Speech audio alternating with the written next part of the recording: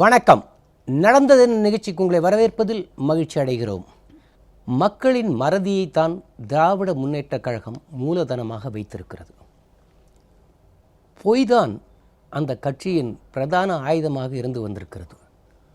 1969 கருணாநிதி கையில் திராவிட முன்னேற்றக் கழகம் வந்த நாளிலிருந்தே பொய்தான் அவர்களின் மூலதனமாக இருந்திருக்கிறது. இப்போது அவரது மகன் தேர்தல் பிரச்சார காலத்திலும் மற்ற கூட்டங்களிலும் தினமும் செய்தியாளர்களுக்கு தன்னை முன்னிலைப்படுத்தி கொள்ள வேண்டும் என்பதற்காக பல பொய்களை அவிழ்த்து விட்டு கொண்டே இருக்கிறார். இதை சமூக ஆர்வலர்களும் செய்தியாளர்களும் ஊடகவியலாளர்களும் கவனித்து கொண்டிருக்கிறார்கள் என்கிற ஒரு சிறு பயம் கூட இல்லாமல் இவர் பாட்டு பொய்களை ஊத்து விட்டு கொண்டே போகிறார். அப்படி என்ன பொய்களை சொல்கிறார்? தஞ்சை பகுதியில் மீத்தேன் எரிவாயு எடுக்கும் ஒப்பந்தத்தில், புரிந்துணர்வு ஒப்பந்தத்தில் கையெழுத்திட்டது திராவிட முன்னேற்றக் கழகம். அதை தடுத்து நிறுத்தினார் தமிழக முதல்வர். 2011 தான் ஆட்சி பொறுப்புக்கு வந்தவுடன் முதலில் அதைத்தான் ரத்து செய்து தஞ்சை விவசாய பெருமக்களின் வயிற்றில் பால் வார்த்தார்.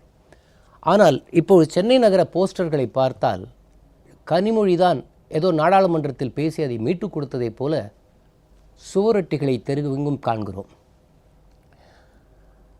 ஸ்டாலின் தான் இந்த மீத்தேன் வாயு திட்டத்திற்கு கதாநாயகராக இருந்தவர். இப்போது இவர்கள் தஞ்சை பகுதியில் பிரச்சாரத்திற்கு போகும்போது இவர்கள் விவசாயிகளுக்கு குரல் கொடுப்பதைப் போல ஒரு நாடகம் ஆடிக்கொண்டிருக்கிறார். இவருக்கு காவிரி மேலாண்மை வாரியத்தை பற்றியும் காவிரி நடுவர் மன்றத்திற்குமே வித்தியாசம் தெரியவில்லை. வங்கிகள் மத்திய அரசின் கைவசம் உள்ளது. ரூபாய் நோட்டு செல்லாது என்று சொன்னால் அதற்கு மாநில அரசு எப்படி பொறுப்பெடுக்க முடியும்? மக்களுக்கு வங்கியில் பணம் கிடைக்க மாநில அரசு ஒன்றும் செய்யவில்லையே என்று சொல்வது ஏழை எளிய மக்கள் அதை நம்பிவிடுவார்கள் என்று சொல்லுகிற பொய்யா? இப்பொழுது டெல்லியில் நாடாளுமன்றம் கூடியிருக்கிறது. அதற்கு முன்னால் மத்திய அமைச்சர்களோடு நம்ம தமிழக எம்பிக்கள் ஒரு கூட்டம் நடந்தது. அந்த கூட்டத்தில் திமுக தலைவரின் மகள் கனிமொழி காவிரி விவகாரத்தை பற்றி பேசவே இல்லை. ரூபாய் நோட்டினை வைத்து தமிழகத்தில் அரசியல் செய்கிறார் ஸ்டாலின். இது குறித்துத்தான் இன்று நாம் பேசப் போகிறோம். இது குறித்து பேசுவதற்காக முன்னாள் அமைச்சரும் அனைத்து இந்திய அண்ணா திராவிட முன்னேற்றக் கழகத்தின் செய்தி தொடர்பாளருமான பொன்னையன் அவர்கள் இங்கே வந்திருக்கிறார்கள். வணக்கம் சார். வணக்கங்க. வணக்கம் சார். இப்போது இந்த 500, 1000 ரூபாய் நோட்டுகள் செல்லாது என்ற அறிவிப்பால் மக்கள் சிரமப்படுகின்றனர். தம் மக்களின் துயர் துடைக்க மற்ற மாநில அமைச்சர்கள் ஓடோடி பாடுபடுகையில் தமிழக அரசு எந்த வகையிலும் நடவடிக்கை எடுக்கவில்லை என்பது திமுகவின் விமர்சனம். இதை குறித்து நீங்கள் எப்படி பார்க்கிறீர்கள்? திமுகவுக்கோ அல்லது திமுகவினுடைய பிரதிநிதியாக தற்போது செயல்படுகிற பொய்யுரைத்து திரும்ப திரும்ப பொய்யை சொன்னால் அது உண்மையாகிவிடும் என்ற கோயபல்ஸ் தத்துவத்தோடு தந்தையைப் போலவே செயல்படுகிற ஸ்டாலின் அவர்கள் கூறுகிற ஒரு அபத்தமான குற்றச்சாட்டு, அரசியல் சட்டம் தெரியாத குற்றச்சாட்டு, மைய அரசின் அதிகாரம் என்ன, மாநில அரசினுடைய அதிகாரம் என்ன என்பதை கிஞ்சித்தும் தெரியாத, அரிச்சுவடி தெரியாத ஒரு குற்றச்சாட்டு தான் திமுகவின் குற்றச்சாட்டு, ஸ்டாலினுடைய குற்றச்சாட்டு. காரணம், ரூபாய் நோட்டை அச்சடிப்பதோ அல்லது அதை சர்க்குலேஷனில் விடுவதோ, வித்ட்ரா பண்ணுவதோ, டிமானடைஸ் பண்ணுவதோ மாநில அரசுகளுக்கு அறவே இல்லை என்ற அந்த ஒரு சிறிய இலக்கணம் கூட தெரியாதவராக உளறிக் கொண்டிருக்கிறார் திரு மு.க. ஸ்டாலின் அவர்கள். இது மைய அரசினுடைய கட்டுப்பாட்டுக்குள் உள்ளது. மைய அரசு எடுத்திருக்கிற முடிவு சரியான முடிவா தப்பான முடிவா என்பது ஒரு புறம். அடுத்து மைய அரசு எடுத்த முடிவை மாநில அரசுகள் எப்படி சால்வ் செய்ய முடியும்? சாத்தியக்கூறு உண்டா? அரசியல் சட்டத்தில் அதற்கு இடம் இருக்கிறதா? அரசியல் சட்டத்தை படிக்காத, அரசியல் சட்டம் என்றால் என்ன என்று தெரியாதவே தான் முதலமைச்சராக வேண்டும் என்று இவர் துடிக்கிறார். மகன் வந்துவிடக்கூடாது, தான் முதலமைச்சராக எதிர்காலத்தில் வர வேண்டும் என்று தள்ளாடு மைதிலும் கருணாநிதி துடிக்கிறார். அவர்களுக்கு விவரம் புரியாதவர்கள், போதிய அறிவு ஞானம் அரசியலை பற்றி சட்டங்களை பற்றி தெரியாத காரணத்தால் இப்படி உளறுகிறார்கள். இல்லை, ஒரு மாநில அரசு என்ன செய்ய முடியும் இந்த மாதிரி விஷயத்தில்? மாநில அரசை பொறுத்த வரைக்கும் இந்த பணப்பிரச்சனையிலே ஒன்றுமே செய்ய முடியாது. எந்த மாநில அரசுகளும் ஒன்றுமே செய்ய முடியாது. மைய அரசை எதிர்த்து போராடலாம், பாராளுமன்றத்திலே குரல் எழுப்பலாம். பாராளுமன்றத்திலே நம் குரலை அருமையாக எழுப்பியிருக்கிறோம். நமது ராஜ்யசபாவிலே நமது அமைப்பினுடைய தலைவராக இருக்கிற திரு நவநீத கிருஷ்ணன் அவர்கள் தெளிவுபட சொல்லியிருக்கிறார்கள். பாமர மக்கள் எந்த அளவுக்கு பாதிக்கப்பட்டிருக்கிறார்கள், கிராமப்புற மக்களுக்கு எத்தகைய இன்னல் இடர்பாடு ஏற்பட்டிருக்கிறது. கிட்டத்தட்ட 86% இந்தியாவினுடைய ரூரல் பகுதியிலே வங்கிகள் என்பதே இல்லை, பேங்கிங் நெட்வொர்க்கே அறவே இல்லை. ஒரு புறம் மோடியும் அருண்ஜேட்லியும் ஒரு கேஷ்லெஸ் பேங்கிங் சிஸ்டம், கவர்னன்ஸ் மாதிரி கொண்டு வர வேண்டும் என்று சொல்லுகிறார்கள். ஆனால் 86% கிராமப்புறத்தில் வங்கிகளே இல்லாத நேரத்தில் எப்படி அந்த ஆன்லைன் கனெக்டிவிட்டி மூலமாக டிரான்சாக்ஷன் வைத்துக்கொள்ள முடியும்? நடைமுறையில் உண்டா? இன்னும் 20-30 வருஷம் ஆகாதா? 86% பகுதியில் இன்னும் ஆன்லைன் கனெக்டிவிட்டி கொடுத்து அப்புறம் தான் அந்த கேஷ்லெஸ் எக்கானமியை கொண்டு வர முடியும். இதையெல்லாம் தெளிவுபடுத்தி இருக்கிறார் நவநீத கிருஷ்ணன். பாராளுமன்றத்திலே மற்றவர்கள் கூறியதை விட மிக அழகாக எடுத்து சொல்லியிருக்கிறார். இன்னும் ஒன்று, நமது இந்தியாவை பொறுத்த வரைக்கும் ஒரு அபூர்வமான சேமிப்பு பழக்கமுள்ள ஒரு நாடு.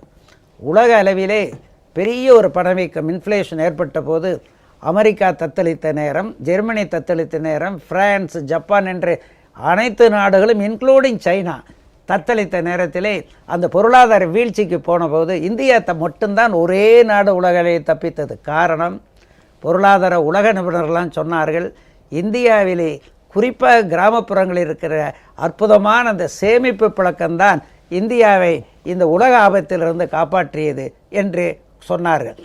இந்தியர்களுடைய பழக்கம் சம்பாதிப்பதை அவ்வப்போது வங்கிகள் இல்லை, எங்கே போய் பணத்தை வைப்பார்கள்? இருக்கிற பணத்தை எல்லாம் குடிசையாக இருக்கலாம், ஓட்டு வீடாக இருக்கலாம், வீட்டில் பானை அல்லது அட்டாளி, அதில் அந்த பணத்தை இல்லை, நடுத்தர குடும்பங்களில் இந்த மளிகை சாமான் வாங்குகிற பொருளில் அந்த டப்பாக்குள் போட்டு வைப்பாங்க. டப்பாக்கள் அப்படி சேமிப்பு பழக்கம் இருந்த காரணத்தால் அந்த சோதனை காலத்தில் மக்கள் பாதிக்கவில்லை, மக்களுக்கு பாதிப்பு உருவாகவில்லை. அப்படி சேமிப்பு பழக்கத்தில் சேர்த்து வைத்திருக்கிற பணத்தை எல்லாம் ஒரு கல்யாணம்னா 5 லட்சம் ஆகும், 10 லட்சம் ஆகும், இப்படி சேமிப்பில் தான் வச்சுருப்பாங்க. ஊரில் வங்கிகளே கிடையாது. அப்படிப்பட்ட பணத்தை எல்லாம் தற்போது 500 ரூபாய் 1000 ரூபாய் செல்லாது என்று அறிவித்த நிலையிலே 5 ரூபா 10 ரூபா 50 ரூபா 100 ரூபான்ட்டு எவ்வளோ பணத்தை கிராமத்தில் ஓலை வீட்டில் வைக்க முடியும், ஓட்டு வீட்டில் வைக்க முடியும்? ஒரு 1000 500 இருந்தால் ஏதோ ஒரு இடத்துல ரகசியமாக வச்சுக்க முடியும்.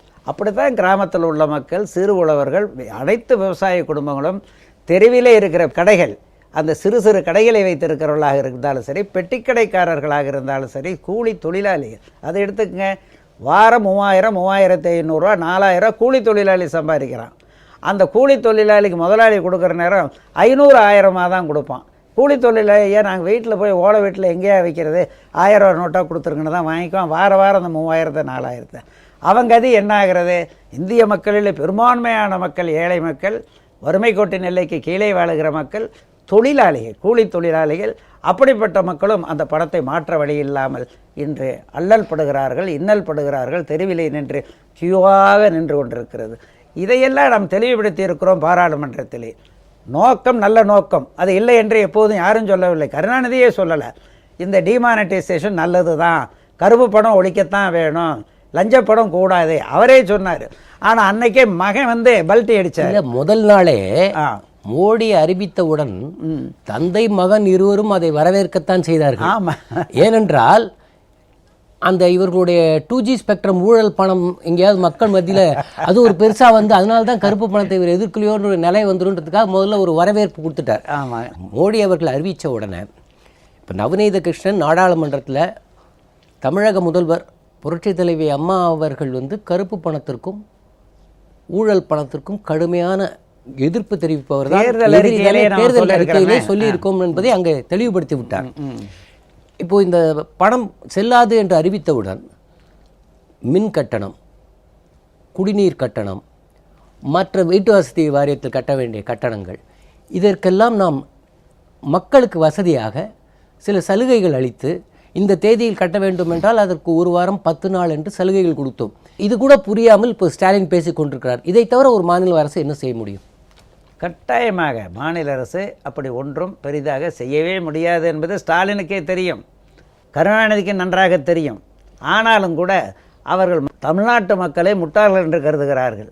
அவளை ஏமாற்றி விடலாம் எளிதில் என்று சொல்லுகிறார்கள். நான் ஏற்கனவே சொன்னேனே, திமுகவினுடைய கருணாநிதி தலைமையிலான திராவிட முன்னேற்ற கழகத்தினுடைய கொள்கையே பொய்யை சொல்லி சொல்லி சொல்லி மக்களை ஏமாற்றி திசை திருப்பி பொய்யை உண்மை என்று ஒரு நிலைக்கு கொண்டு வந்து மக்களை ஏமாற்றி விட வேண்டும், ஏமாற்றி மக்களிடம் வெற்றி பெற வேண்டும் என்ற தத்துவத்தை செயல்படுத்தி கொண்டு வருகிறார்கள்.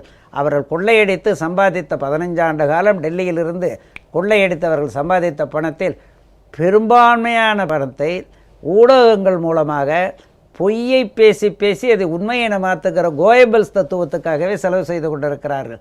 அது எடுபடாது. இப்பொழுது இவர் பிரச்சாரத்துக்கு போகிறார். ஒவ்வொரு தொகுதிக்காக போய் ஒவ்வொரு வங்கி அதிகாரியும் பல மணி நேரங்கள் வேலை செய்து கொண்டிருக்கும்போது இவர் போய் அந்த வங்கி அதிகாரிகளிடம் விசாரணை என்ற பெயரில் நேரத்தை கடத்தினால் பொதுமக்கள் தானே பாதிக்கப்படுவார்கள். பொதுமக்கள் இப்படிப்பட்ட கோமாளித்தனமாக ஸ்டாலின் செயல்படுகிறார் என்று பொதுமக்கள் எள்ளி நகையாடி கொண்டு இருக்கிறார்கள். அதுதான் நடைமுறையில் இருக்கின்ற உண்மை. அவர் விளம்பரத்துக்காக செய்கிறார். மக்களை ஏற்கனவே சொன்னேனே, மக்களை ஏமாளிகள் என்று எண்ணுகிறார். மக்கள் விழிப்புணர்வு உள்ள மக்கள், தமிழகத்து மக்கள் விழிப்புணர்வு மிக்க தந்தை பெரியார், பேரறிஞர் அண்ணா, பொன்மனச்செம்மல், பொன்மனச்செல்வி அவர்கள் வழி நடக்கின்ற அந்த மக்கள் கருணாநிதி ஸ்டாலினுடைய இந்த கோயபல்ஸ் தத்துவங்களை எல்லாம் ஏற்க மாட்டார்கள், ஏற்கவில்லை. தற்போது நடைபெற்றிருக்கிற 4 இடைத்தேர்தல்களில் மக்கள் அம்மாவுக்கு தரக்கூடிய இந்த அமோக வெற்றியை அந்த கோயபல்ஸ் தத்துவம் தோத்துவிட்டது என்பதை நிரூபிக்கப் போகிறது. திராவிட முன்னேற்ற கழகக்காரர்களுக்கு ஸ்டாலின் ஒரு வேண்டுகோள் விடுக்கிறார். வங்கி வாசல் இருக்க பொதுமக்களுக்கு உதவ வேண்டும்னு. திமுக தொண்டர்கள் போய் எப்படி அவர்களுக்கு உதவி செய்ய முடியும்? என்ன உதவி செய்யலாம் என்று எதிர்பார்க்கிறார்? அவர் எதிர்பார்ப்பது அவர் சம்பாதித்து வைத்திருக்கிற கள்ளப்பணமாக இருக்கலாம், பிளாக் மணி, அல்லது பாகிஸ்தானுடைய கவுண்டர்ஃபெயிட் மணியும் திமுக கையில் நிறைய இருக்குதோ என்னமோ ஒரு சந்தேகம் வருகிறது. அதை அந்த க்யூவில் நிற்கிறவங்ககிட்ட கொண்டு போய் கொடுத்து கெஞ்சி கூத்தாடி இந்த எங்கள் பணத்தையும் கொஞ்சம் மாற்றி கொடுங்கன்னு கேட்கறதுக்காக அப்படி ஒரு அவருடைய கட்சிக்காரங்களுக்கு ஒரு மறைமுக அறிவுரையோ அவர்களுக்கு கூறுகிறாரோ என்ற ஐயத்தை கூட இது கிளப்புகிறது. இப்போது மாநில அரசின் பொதுத்துறை நிறுவனங்களில் வசூலாகும் பணம் எல்லாம் எங்கே போகிறது? இதற்கு ஆளுநர் உரிய விசாரணை நடத்த வேண்டும் என்கிறார் ஸ்டாலின். நீங்களும் நிதியமைச்சராக இருந்திருக்கிறீர்கள். மாநில அரசாகட்டும் மத்திய அரசாகட்டும் பொதுத்துறையின் நிதிகளை எப்படி கையாள வேண்டும், அதை எப்படி எங்கே செலுத்த வேண்டும் என்று முறை இருக்கிறது. அதை மீறி யாராவது ஏதாவது செய்துவிட முடியுமா? எதற்காக ஆளுநர் விசாரணை கேட்கிறார் ஸ்டாலின்? அதைத்தான் நான் தெளிவுபடுத்த விரும்புகிறேன். பொதுத்துறை நிறுவனங்கள் என்றால் என்ன, அரசு என்றால் என்ன என்பதற்குள்ள அந்த மாறுபாட்டை, வித்தியாசத்தை சிறிதும் தெரியாதவர் ஸ்டாலின், சிறிதும் தெரியாதவர்கள் திமுகக்காரர்கள் என்பதற்கு இது ஒன்றே போதும் எடுத்துக்காட்டு. பொதுத்துறை நிறுவனங்கள்லாம் they are registered under the companies act. உதாரணமாக டிஎன்பிஎல்ல அவர்களுடைய தொழிலை விரிவாக்க, பெரிதுபடுத்த, நவீனப்படுத்த அந்த பணிகளுக்காக அவர்கள் அந்த லாபத்தை செயல்படுத்துகிறார்களே, அங்கும் தர முடியாது, இங்கும் தர முடியாது, சட்டம் அதை தடுத்துவிடும், சட்டம் இடம் தராது, அரசும் அந்த பணத்தை எடுக்க முடியாது. இல்லை இல்லை, இதில் ஆளுநர் விசாரணை வேணுங்கிறார. அவருக்கு ஆளுநருக்குள்ள அதிகாரங்கள் என்ன, சட்டநிலை என்ன என்று தெரியாத காரணத்தால் அவர் கூறுகிற ஒரு பிதற்றல் என்று கூட அதை சொல்லலாம். இப்போ கூட்டுறவு வங்கிகளுக்கு ஏற்பட்டுள்ள பிரச்சனை குறித்து அமைச்சர் ஆய்வு செய்து கோரிக்கை வைத்திருக்கிறார். ஆனால் ஸ்டாலின் தனியார் மற்றும் தேசியமயமாக்கப்பட்ட வங்கியில் உள்ள கடன்களை தள்ளுபடி செய்ய தமிழக அரசு நடவடிக்கை எடுக்க வேண்டும் என்கிறாரு. இதை நீங்கள் எப்படி பார்க்கிறீர்கள்? ஏன் அவர் தனியார் வங்கிகளோ அல்லது நாட்டுடைமையாக்கப்பட்ட வங்கிகள் விவசாயிகள் கொடுத்துற கடனை தள்ளுபடி செய்ய வேண்டும் என்று அவர் தனக்குள்ள எம்பிகளை வைத்து, செல்வாக்கை வைத்து டெல்லியை கேட்க வேண்டிய கேள்வி அல்லவாது, மைய அரசை கேட்க வேண்டிய கேள்வி அல்லவாது. நாட்டுடைமையாக்கப்பட்ட வங்கிகள் என மாநில அரசுடைய கட்டுப்பாட்டில் இருக்கிறதா, தமிழக அரசுடைய கட்டுப்பாட்டில் இருக்கிறதா, தனியார் வங்கிகள் நம்முடைய கட்டுப்பாட்டில் இருக்கிறதா?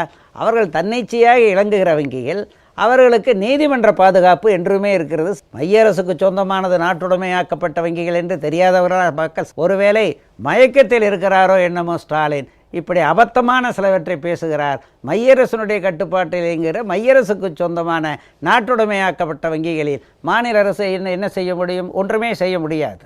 இப்போ ஒரே ஒரு கோரிக்கை மட்டும் மாநில அரசு வைக்க முடியும். இந்த கூட்டுறவு வங்கிகள், ஏன்னா நாடெங்கும் ஆயிரக்கணக்கான கூட்டுறவு வங்கிகளை நம்பித்தான் கிராமப்புற மக்கள் இருக்கிறார்கள். கூட்டுறவு வங்கிகளை தேசியமயப்பட்ட வங்கிகளோடு இணைத்து இந்த பணப்பரிவர்த்தனை செய்யப்பட வேண்டும் என்ற கோரிக்கை வேண்டுமானால் மாநில அரசு வைக்க முடியும். வேற என்ன செய்ய முடியும்? கூட்டுறவு வங்கிகளை பொறுத்த வரைக்கும் நபார்டு மூலமாக நமக்கு உதவி கிடைக்கிறது. மோஸ்ட்லி பப்ளிக் டெபாசிட், விவசாயிகளுடைய டெபாசிட், அவங்க பணம் அதில் இருக்கிறது, அதுவும் இருக்கிறது. நபார்டனுடைய உதவியும் இருக்கிறது. இப்போ கூட இந்த 500 ரூபாய் 1000 ரூபாய் நோட்டை செல்லாது என்று அறிவித்த பிறகு விவசாயிகளால் அந்த கூட்டுறவு வங்கிகளுக்கு அவர்கள் போடுற டெபாசிட்டை போடுறதுக்கு பணம் இல்லை. 500 ரூபா 1000 ரூபா நோட்டை கூட்டுறவு வங்கிகளாலே வாங்க முடியாது.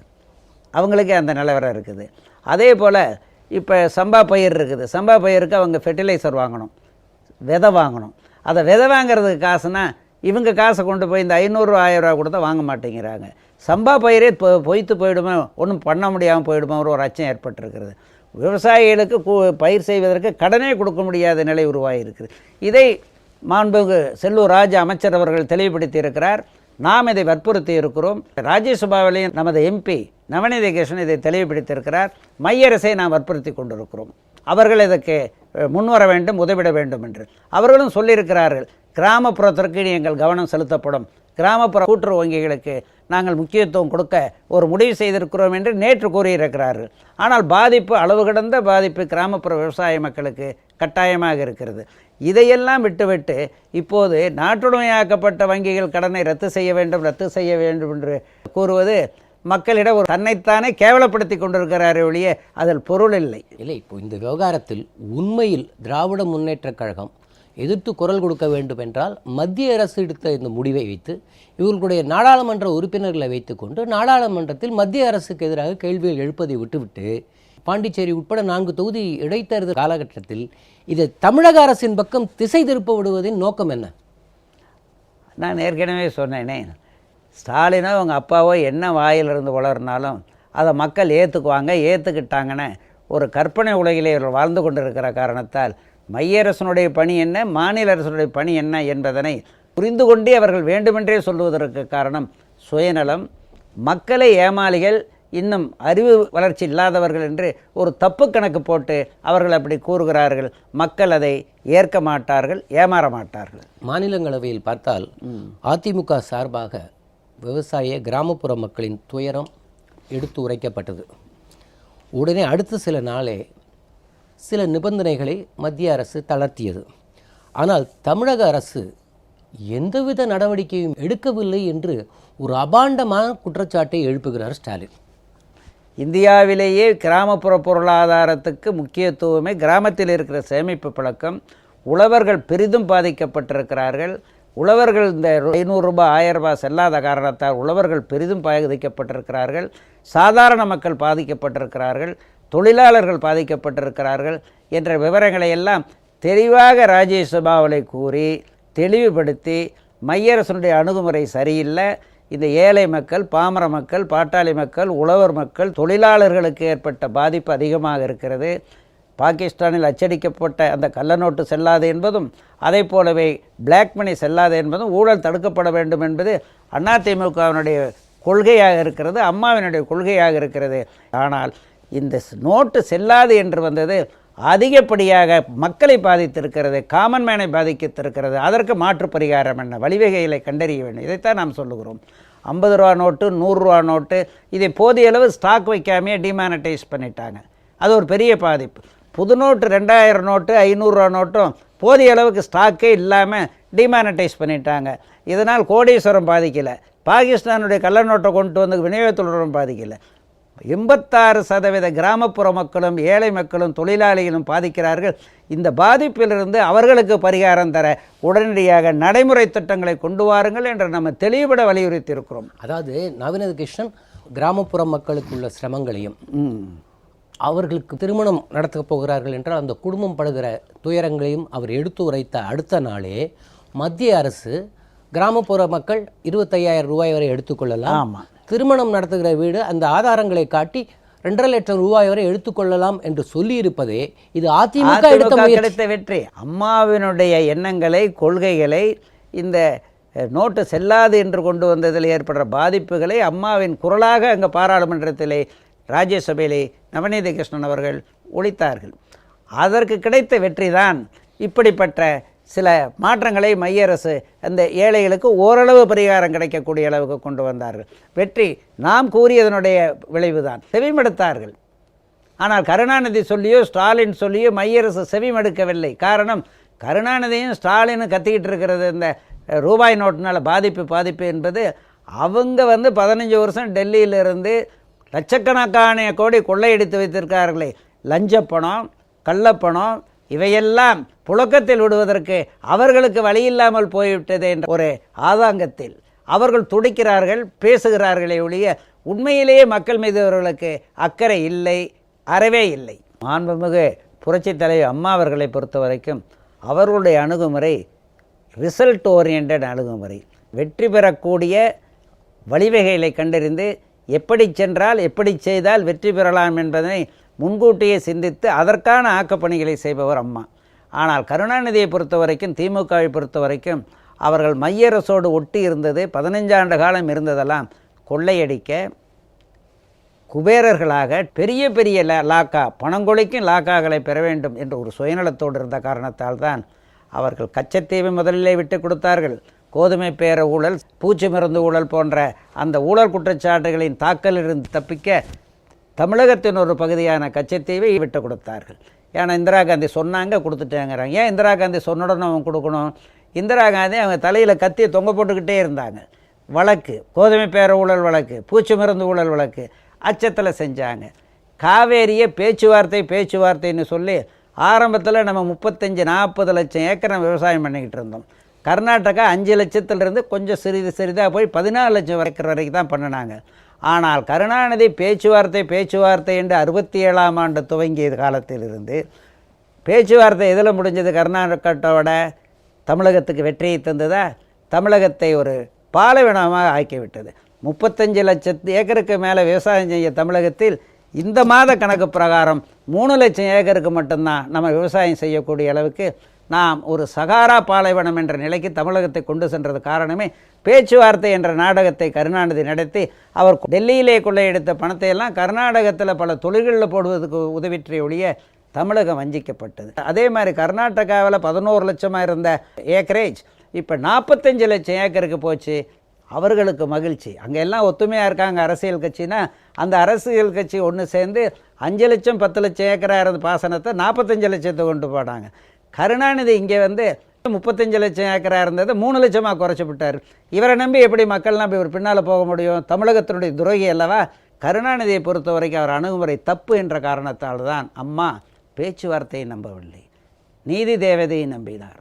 நீதி தேவதை நடுநிலையோடு நியாயத்தை செய்யும் என்று நம்பி உச்சநீதிமன்றத்துக்கு போய் நடுவர் மன்றம் மூலம் பலனை பெற்றார்.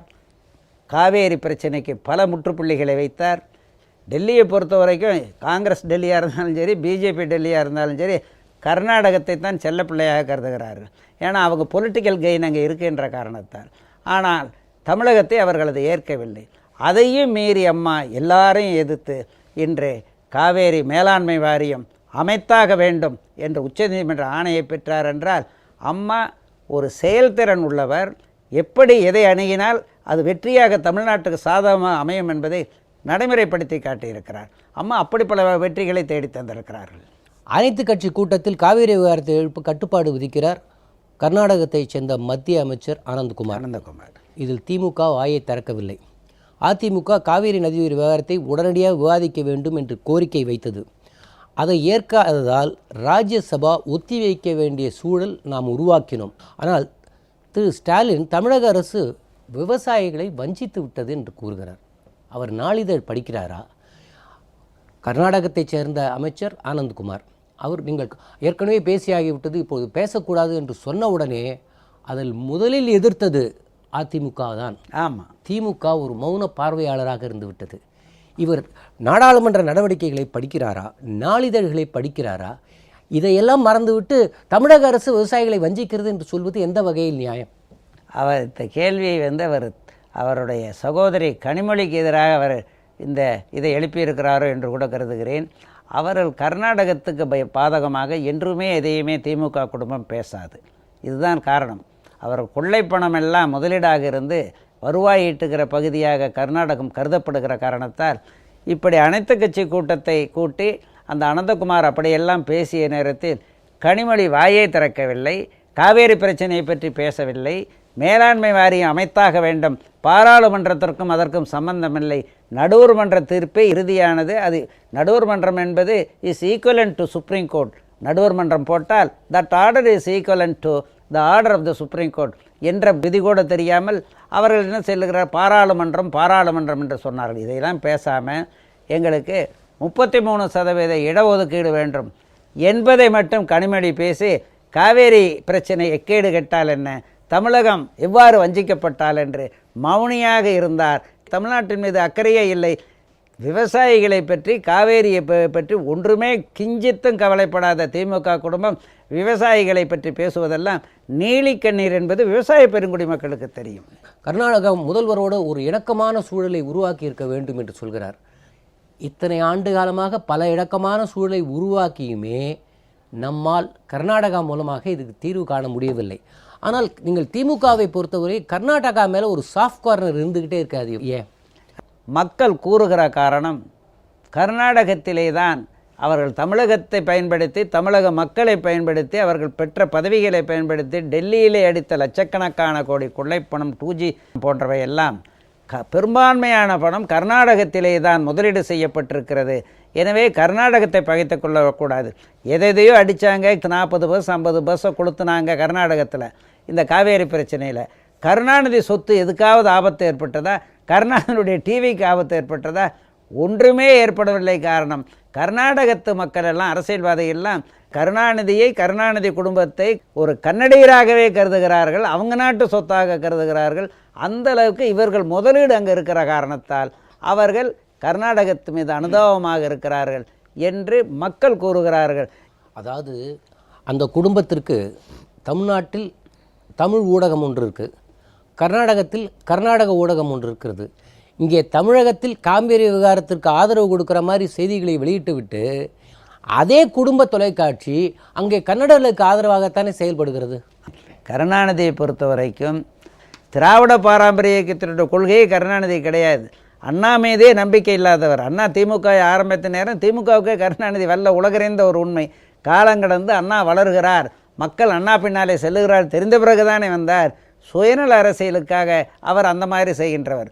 அதுபோல தான் பணம் பிரதானம், சொத்து பிரதானம், தன் குடும்பம் பிரதானம் என்று எண்ணுகிற ஒரு கொள்கை திமுக குடும்பத்துக்கு இருக்கிற காரணத்தால் அவர்கள் கர்நாடகத்துக்கு என்றும் ஆதரவாக இருக்கிறார்கள்.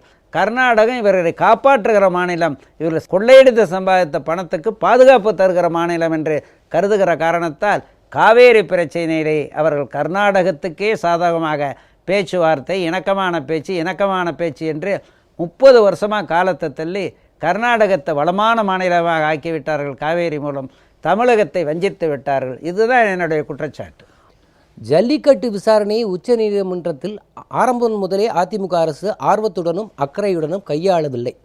உண்மையில் திமுக கூட்டணியில் அங்கே டெல்லியில் இருந்தபோதுதான் ஜல்லிக்கட்டுக்கு தடை விதிக்கப்பட்டது. அதை வசதியாக மறந்து பேசுகிறாரா ஸ்டாலின்? இல்லை, அவர் மறதி என்பது கிடையாது. திரு கருணாநிதிக்கோ அல்லது ஸ்டாலினுக்கோ மறதி என்பது கிடையாது. சுயநலம், தற்பாதுகாப்பு, இது மட்டும்தான் அவர்களுடைய கொள்கையாக இருக்கிற காரணத்தால் ஒரு நடிப்பை நடிக்கிறார்கள். அவர்களை பொறுத்த வரைக்கும் ஜல்லிக்கட்டுக்கு தடை அவர்கள் மைய அரசினுடைய ஒரு அங்கத்தினராக இருந்த காலத்திலே வந்தது. அப்போது அவர்கள் அதை தடுத்திருக்க வேண்டும். இல்லை என்றால் நாங்கள் அமைச்சர் பதவியிலிருந்து விலகி விடுவோம் என்று சொல்லியிருக்க வேண்டும். அமைச்சர் பதவியிலிருந்து விலகி இருக்க வேண்டும். இவர்கள் குறைந்த எம்பிக்கள், கணிசமான எம்பிக்கள் இவர்கள் கையில் இருந்த காரணத்தால் மைய அரசை ஆட்டம் கொள்ளக்கூடிய அளவுக்கு இவர்கள் செய்திருக்கலாம். எந்த பிரச்சனையாக இருந்தாலும் சரி, இன்க்ளூடிங் காவேரி பிரச்சனை, எந்த பிரச்சனையாக இருந்தாலும் சரி. அவர்கள் செய்யாததுக்கு காரணம் அவர் நோக்கம் டெல்லியிலே கொள்ளையடிப்பது தான். 2G ஸ்பெக்ட்ரம் சாதாரண ஒரு ஊழல் குற்றச்சாட்டு அல்ல. அப்படிப்பட்ட குற்றச்சாட்டுகள்லாம் இருந்த காரணத்தால் போன்ற வழக்குகளிலிருந்து தன் மகளை தப்பிக்க வைக்க வேண்டும், தன் குடும்பம் தப்பிக்க வேண்டும் என்ற காரணத்துக்காக தமிழகத்தினுடைய நலனையெல்லாம் விட்டு கொடுத்தார்கள். தமிழகம் வஞ்சிக்கப்படக்கூடிய அளவிற்கு, அது ஜல்லிக்கட்டு விவகாரத்திலையும் அதே துரோகத்தை பண்ணார், கச்சத்தீவிலையும் அந்த துரோகத்தான் பண்ணாங்க, காவேரி பிரச்சனையிலையும் அந்த துரோகத்தான் பண்ணாங்க, தமிழகத்தினுடைய நலனை காக்கின்ற அத்தனை பிரச்சனைகளையும் இந்த துரோகத்தை செய்தார்கள். இந்த சொத்தை பாதுகாக்க வேண்டும், வழக்குகள் இருந்து தப்பிக்க வேண்டும் என்பதற்காக இப்படிப்பட்ட நாடகத்தை கருணாநிதி குடும்பம் நடத்தி கொண்டே இருக்கிறது. அதாவது இப்போ உச்சநீதிமன்றம் மறுபடியும் ஜல்லிக்கட்டு விவகாரத்தில் கேள்வி எழுப்பியிருக்கிறது. வீட்டு காளைகளை எல்லாம் ஜல்லிக்கட்டுக்கு பயன்படுத்துவது ஆட்சேபிக்கிறது உச்சநீதிமன்றம். இப்பொழுது நாம் ஜல்லிக்கட்டை நடத்த வேண்டுமென்றால் நாடாளுமன்றத்தில் சிறப்பு தீர்மானம் கொண்டு வந்து தான் இதை நிறைவேற்ற முடியும். இதை நம்முடைய எம்பிக்கள் தொடர்ந்து வலியுறுத்தி கொண்டு வருகிறார்கள். இதில் மாநில அரசு என்ன செய்ய முடியும்? மாநில அரசு இப்படி குறை சொல்கிறார் அவர். அது அர்த்தமற்ற ஒன்று. மைய அரசோடு உறவு இருக்கிற நேரம், நெருங்கிய உறவு இருக்கிற நேரம், கருணாநிதியால் திமுகவால் அதை செய்ய முடியவில்லை என்றால் அதற்கு அவருடைய சுயநலம் காரணமாக இருந்தது. நாம் தெளிவுபடுத்தி இருக்கிறோம். காளைகளை பொறுத்த வரைக்கும் இளங்காலையிலிருந்தே அதை வளர்த்துகிறார்கள். மிகவும் ஒரு குழந்தையை பேணி வளர்த்தது போல் வளர்த்துகிறார்கள். ஒரு தெய்வமாக கருதுகிறார்கள். பசுவை தெய்வமாக கருதுவது போல் ஜல்லிக்கட்டில் ஈடுபடுகிற காளை மாடுகளையும் ஒரு தெய்வமாகத்தான் கிராமப்புறத்து மக்கள் அதை வளர்க்கிறார்கள், பாவிக்கிறார்கள், பேணி காக்கிறார்கள். இதுதான் உண்மை. அங்கு வன்முறை நடப்பதில்லை. குரியாலிட்டி டு அனிமல் என்ற பிரச்சனைக்கே இடமில்லை.